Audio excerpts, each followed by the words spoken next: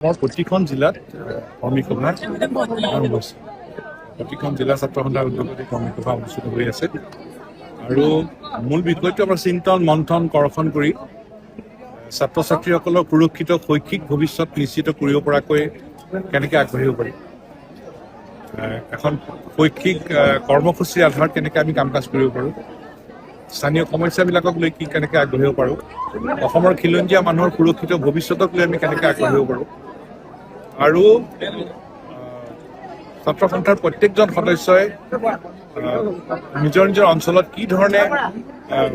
পদক্ষেপ ল'ব তাৰে এটা ৰূপৰেখা অংকন হৈছে। আৰু এইটো কথা স্পষ্ট যে ছাত্ৰ সন্থা যিহেতু ছাত্ৰ ছাত্ৰীসকলৰ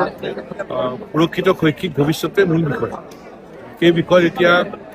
অসমৰ প্ৰতিটো অঞ্চলত এই বিষয়ত আমাৰ আলোচনা হৈছে যে ডিব্ৰুগড় জিলাৰ প্ৰতিটো অঞ্চলৰ শৈক্ষিক সমস্যাবোৰ বেলেগ বেলেগ, গতিকে এই শৈক্ষিক সমস্যাবোৰ কি, সেইবোৰ কেনেকৈ সমাধান কৰিব পাৰি সেই বিষয়ত আলোচনা হৈছে।